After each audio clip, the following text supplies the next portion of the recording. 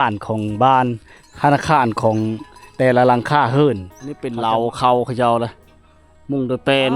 มวยบ่เนี่ยโอ้มวยบูฮานโอ้เล็กชี้เอาเลยคันได้รถเนาะมันยอดจะก้าวเท้าใช้มือเนาะดีใจบ่ดีใจให้ร่ำให้รวยทางขึ้นมาผู้พี่ได้พี่น้องจังชิมีชัญญาณนี่เนาะดอนชาวบ้านเขาเจ้าลินนี่ช่างต้องมาระบายเช่นนี้พี่น้องใช้ต้นไม้นี่เพราะว่าเขาเจ้าบ่มีการชื่อชาญ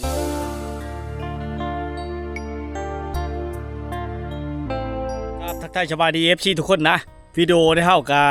สิเดินทางเขาไปบ้านห้วยพายเนาะเมืองเวลาบุรีแขวงชนเขตเป็นบ้านไส้แดนติดกับเมืองบุรพาแขวงคำมวนนะพี่น้องเนาะซึ่งบรรยากาศมื้อนี้ก็ฮ้อนแดดพี่น้องเลยในยามแรงๆ4 โมงปลายกว่าๆนะหมู่บ้านนี่ก็เป็นหมู่บ้านหนึ่งที่เป็นหมู่บ้านลึกลับหมู่บ้านเก่าแก่หมู่บ้านดั้งเดิมหมู่บ้านที่บ่มีสัญญาณอินเทอร์เน็ตบ่มีสัญญาณบ่มีไฟฟ้าเนาะตัดขาดจากโลกภายนอกการสัญจรกับชั่วลายก็จะเป็นรถไถนาเขาขึ้นให้ขึ้นส่วนพบกันแล้วกันรถจักรมอเตอร์ไซค์พี่น้องเนาะระหว่างการเดินทางก็เฮาจะแนมเห็นโซนมันต้นพี่น้องชาวบ้านเขตนี่เนาะบอกว่าสิเป็นบ้านไม้ผาพิล่างบ้านผาพิล่างน้อยแล้วก็บ้านผาพิล่างใหญ่ชาวบ้านเขาเจ้าก็เอ็ดมันเพื่อเสริมกับหน้าพี่น้องบางคนก็บ่ได้เฮ็ดหน้าเฮ็ดแต่ให้อาศัยมันนี่แหละไปขายพอได้ซื้อข้าวกินพี่น้องเลยแล้วก็จะแนมเห็นวิวภูเขางามๆบรรยากาศยามแรงๆเนาะที่เฮาคอยเห็นเนี่ยเป็นผาพิล่างนี่แหละพี่น้องเนาะเดี๋ยวเฮาไปติดตามหาส้มกันนำมาภาพบรรยากาศแล้วก็วิถีชาวบ้านมาให้พ่อแม่พี่น้องได้มาติดตามหาส้มเนาะเส้นทางก็เป็นทางธรรมดาพี่น้องไปกับทีมงานเบาดวงบ้านหน้าเช่นเก่าเช่นเคยเนาะเดินทางรถจักรมอเตอร์ไซค์พี่น้องเดี๋ยวไปกันเลยตัดภาพมาอยู่ที่หมู่บ้านลึกลับหมู่บ้านห้วยผายเมืองเวลาบุรีแขวงชนเขตนะพี่น้องเข้ามาแล้วจะเห็นฝูงชัดเลี้ยงเขาเต็มได้เขาเจ้าเริ่มได้ให้ดำหน้าเลยพวกนี้ก็โชคดีที่ฝนบ่ตกถ้าฝนตกนี่ถือว่าจะเข้ามายากหนทางลำบากเลยพี่น้องเนาะการสัญจรเป็นหนทางธรรมดาห้างไกลเทศบาลเมืองเวลาบุรีมานี่ก็90 กิโลเมตรนะทุกคนเนาะแต่แขวงชนเขตนี้ประมาณ320ทุกคน320 กิโลนะถ้าพลอยากมาเที่ยวชมหมู่บ้านห้วยผายนี้ติดกับชายแดนเมืองบุรพานี้ต้องมาในฤดูแล้งเท่านั้นนะถ้ามาในฤดูฝนก็สิยุ่งยากทุกคนเนาะได้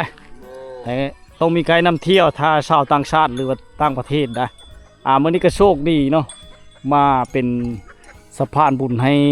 พี่น้องฟังไทยแน่พี่น้องเนาะมาตามหาน้องน้ำฝนบอกว่าเฮิร์นเล่าหลังใดช้ำพี่น้องมีผู้ใหญ่ใจบุญพี่น้องฟังไทยเนาะคุณนั้นเทิดใส่เนาะพี่น้องทางฟังไทยฝากเงินมาให้เพิ่นจำนวน 1,000 บาทนะพี่น้องเนาะแล้วก็ค่าเดินทาง500 บาทเพิ่นตัดค่าบัญชีก็ยังเหลือ400เดี๋ยวเฮามาติดตามชมกันพี่น้องบรรยากาศยามแรงๆมีแต่โง่เต็มเลยตามทางตามนะโง่เขาเจ้าในพี่ๆนะเฮามาเมื่อก่อนนั้นมันก็สิบ่เห็นโง่บัดนี้เขาปะโง่อยู่บ้านแล้วเขาเฮ็ดโหออมให้หน้าตะกาเลยนะเส้นทางเฮาก็บ่ได้อัปเดตให้พี่น้องเบิ่งเนื่องจากว่าหลายครั้งเลยนะถ้าเพลยจากเบิ่งเส้นทางการสัญจรเข้ามาก็นำไปดูคลิปทางหลังเด้อพี่น้องเนาะบ้านห้วยพายมาหลายครั้งเลยนะครั้งที่3ที่4เลยนะนี่นะนี่เป็นหมู่บ้านเก่าแก่ดึกดำบรรพ์ได้พี่น้องเนาะบ่มีวัดว่าห้ามได้ยังถือ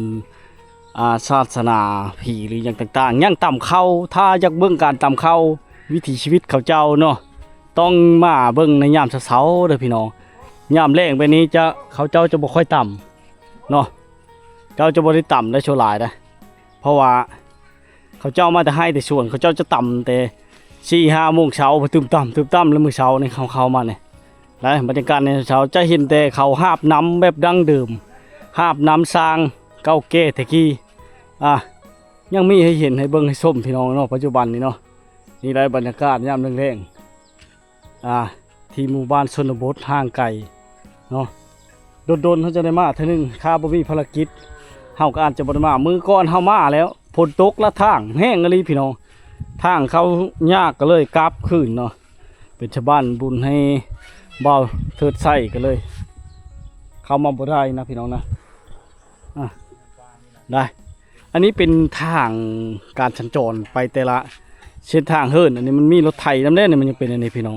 คำวิรถไถมันจะเป็นทางคลองเดียวไปนั่นนะช่วงหลังก็จะย่างไปย่างมาภูเขาอ้อมล้อมเขตนี่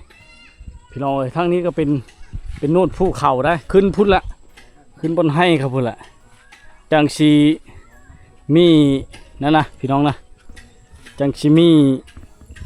สัญญาณอินเทอร์เน็ตพอได้โทรหากันเล็กน้อยละพี่น้อง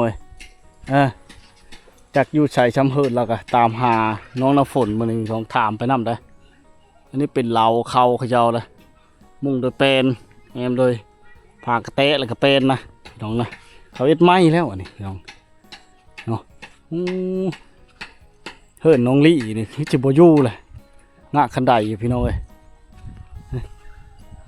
โอ้บรรยากาศยามแรงๆเงียบสงบบ่ชูจะมีผู้คน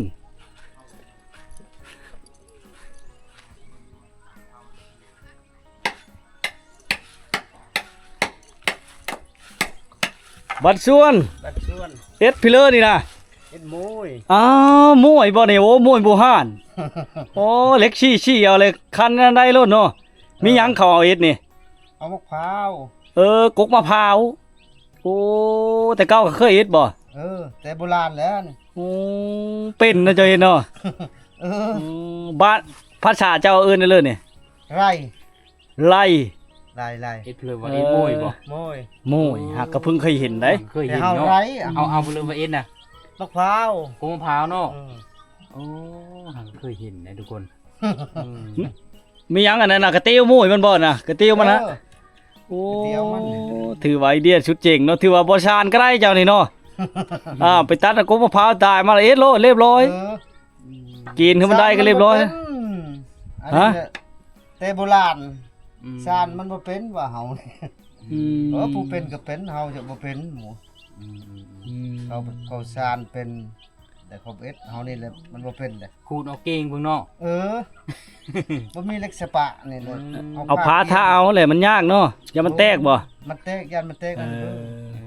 ปล่อยทางเนาะสิเลวนี่เจ้าพาถ้าเอาเลยบ่นั่นน่ะโอ้เขามีเล็กฉบัยหรือว่าโอ้นั่นคักอันนั่นเนาะเขาเอิ้นมีจังกระดาษทรายเนาะถูเนาะโอ้ยคักเลยเนาะแห้งเริ่มคักเนาะเฮาใส่นี่ทนนานเด้ทนนานประมาณ5ปีพุ่นเนาะ5 ปีเนาะอายุการใช้งานของมวยน่ะมวย3 ปีจักฮอดหรือบ่นั่นก็ได้ก็รู้มวยชลุอันนี้ทนทานเนาะอันนี้8 ปี5 ปียกโปให้เลยหากเห็นทั้งทำอิฐเลยหลายทุกคนเพราะเลยคือทอดบ้านบ่เคยเห็นนี่มาเบิ่งพอเท่านี่เฮ็ดนี่เก่งงามเลยทั้งในน่ะเอายังเฮ็ดน่ะพานี่บ่ซิวบ่เอาเสียมนี่นะเอาเชียมเลยตัวเชียมโอ้ซับพี่น้องเชียมซับไอเดียของเราถือว่าเคยเฮ็ดจนชำนาญเลยอย่างเก่งปานนี้เนาะภูมิปัญญาของชาวบ้านยังใช้แบบดั้งเดิมเขาคายในด้วยในเส้นโอ้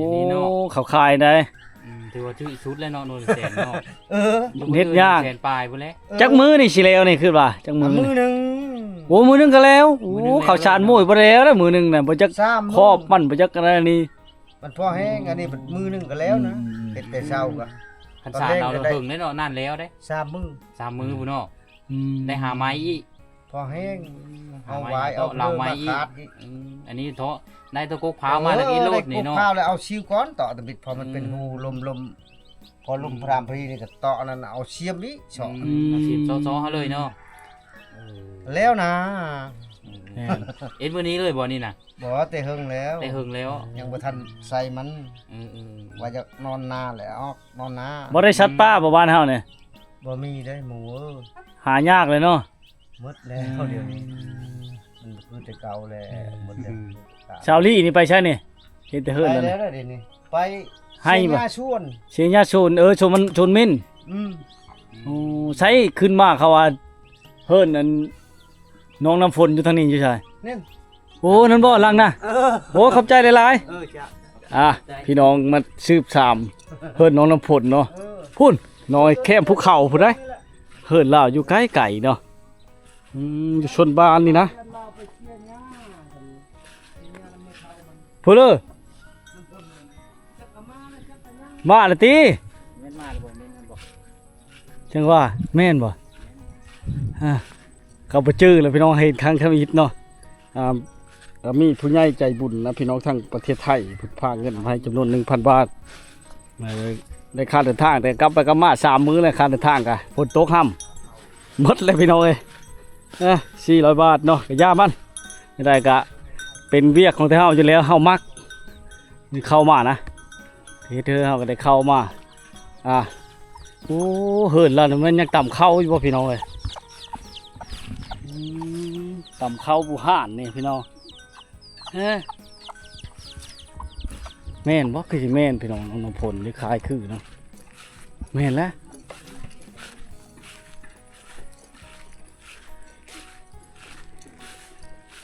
ช่างอันนี้นะซากไผ่บ่นี่นะ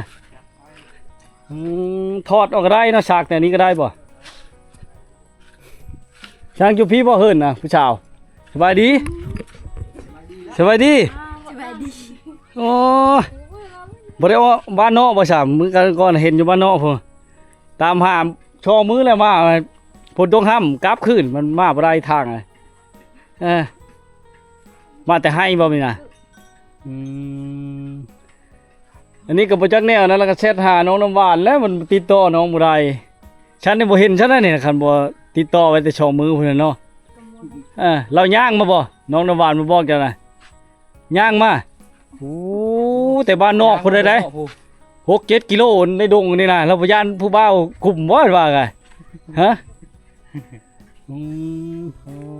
มาเห็นแล้ว แล้วอะไรนึงเข้านะ แล้ว ฝน โอ้สิไหวแท้นี่นะ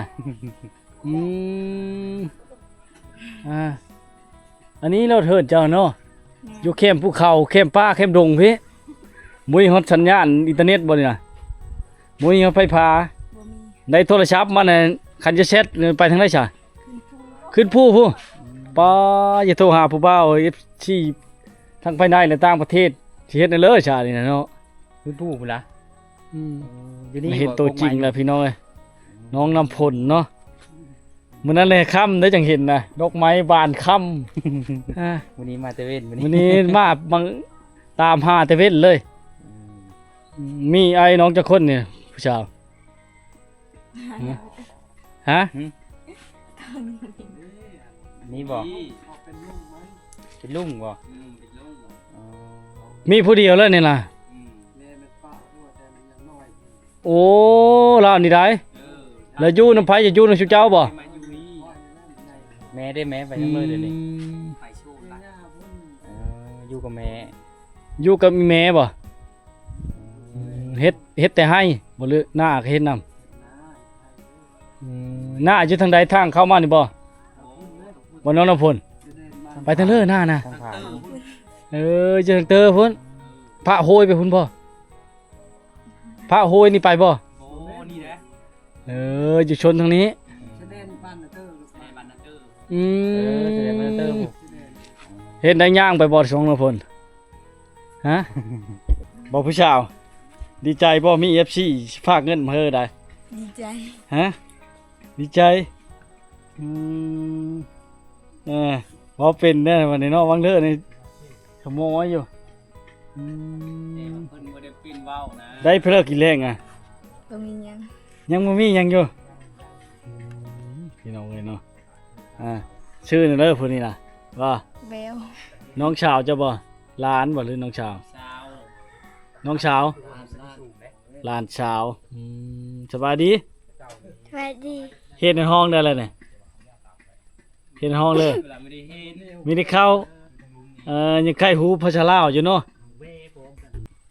หาการมาแต่หน้าประมาณนั้น3:30 4:00 นนี่บ่มาแต่ให้ได้เสียญาเด้แล้วนึ่งแล้วล่ะเขาน่ะ หนึ่งแล้ว สุกไว้เลยเนาะ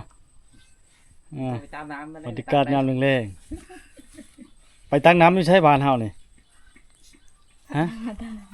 บ่ ทางน้ำสร้างหรือเปล่า ตักกินน้ำอยู่ใช้ น้ำสร้าง น้ำช้างบ่แล้วพาไปเที่ยวไปชมไปเด้อสิบ่มีหยังหลายเนาะพี่น้องคลิปนี้ก็เดียว มีผู้ใหญ่ใจบุญเนาะพี่น้องทั้งประเทศไทยนะทางต่างประเทศเนาะเพิ่นก็เห็นในความรู้ความมั่นของน้องน้ำฝนฝากเงินมาให้จำนวน 1,000 บาทนะก็ได้อยู่6,800,000ทุกคนเนาะกับมันก็กระเทินอันนี้ก็เลยตื้มให้ได้700,000เนาะเดี๋ยวเพื่อประกันทักษะเสียเวลานะสิได้มอบให้เพิ่นเลยพี่น้องมันจะบ่ยากเนาะเงินจำนวน1,000 บาทเงินเพิ่นฝากมาเฮอนะพี่น้องทางประเทศไทยเนาะ เป็นกันลาวซะเลย ใบแห้งนี่หัวใจกี่ทีฮะ ใบแซน ใบเชน หูจังเงินคันเงินใบพันบาทได้หูบ่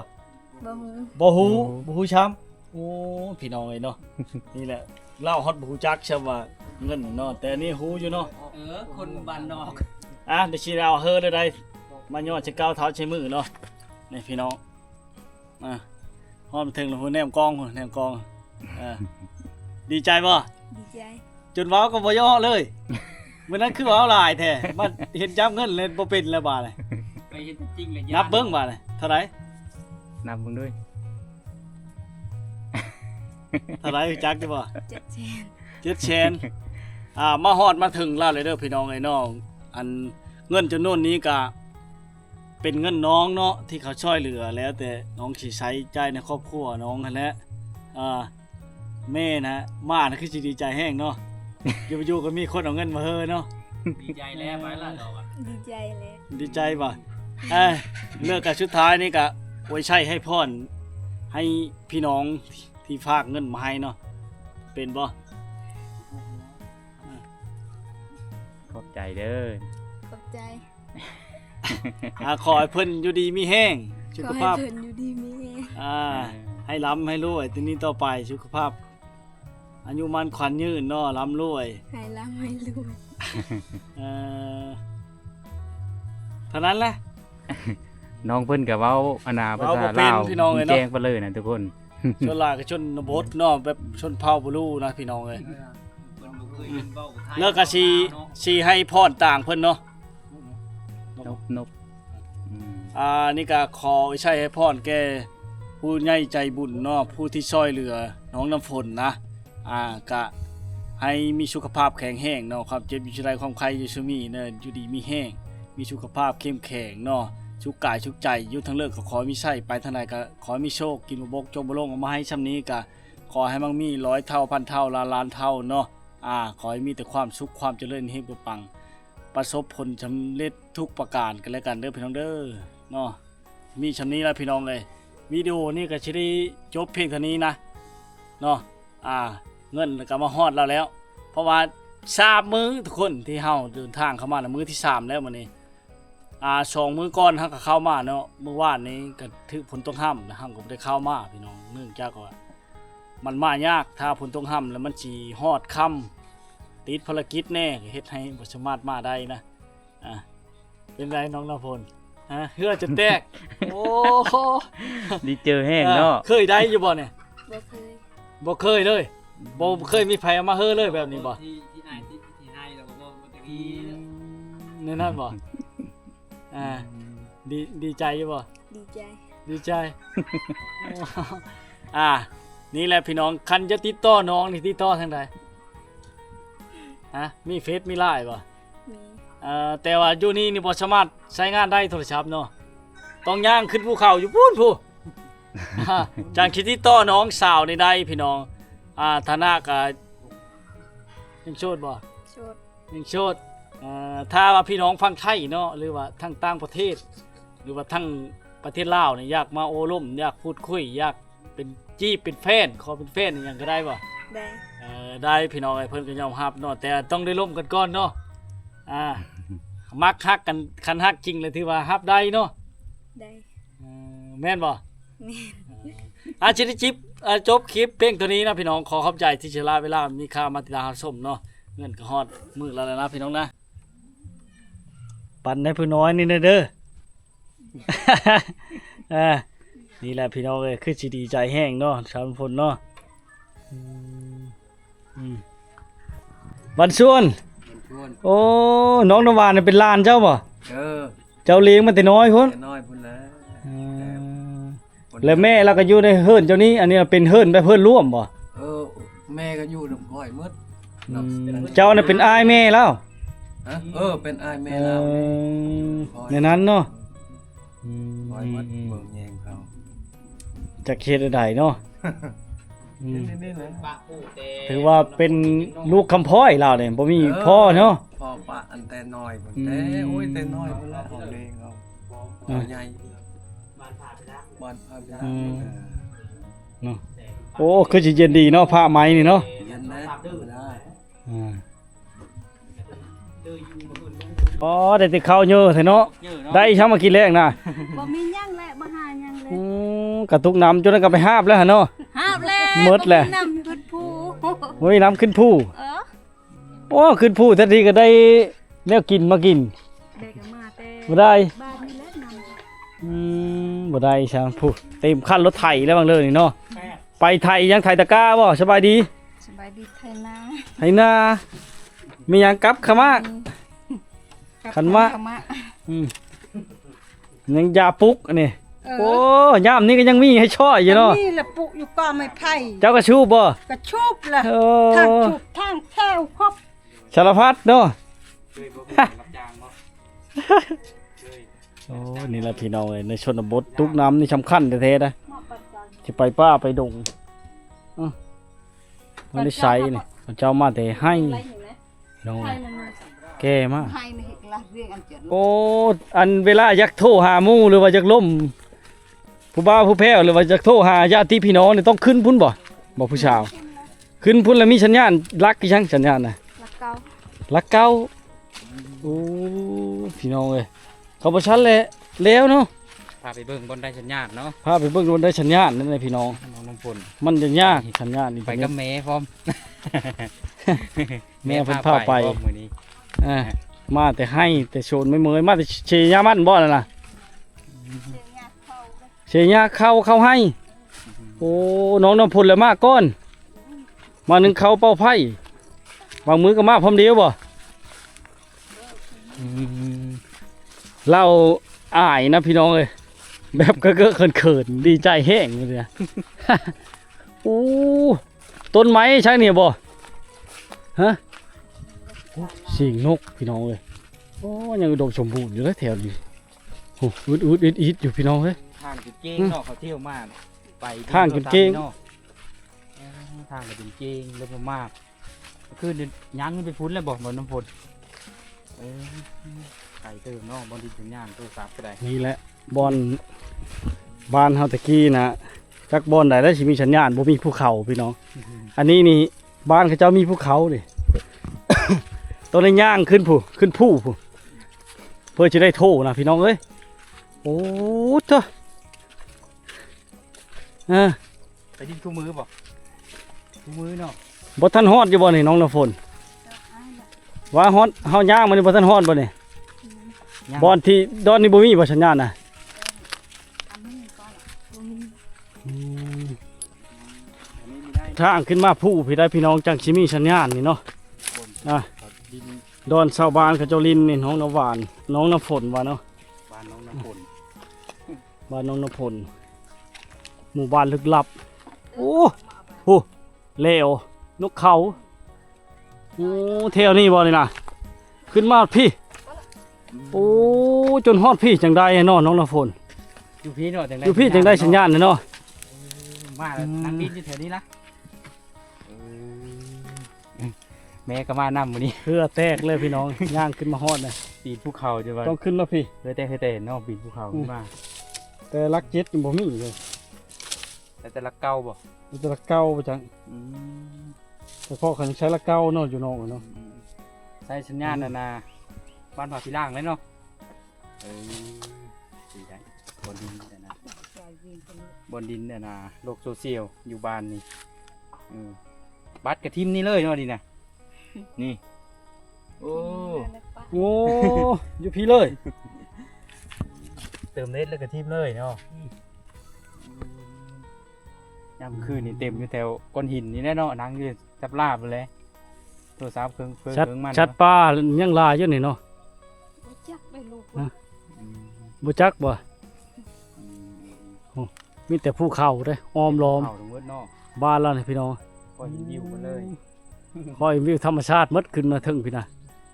โอ้อืม ก็เห็นฮอด ตะเวนแดง คอยเห็นหมดภูผา บ้านธาตุบ่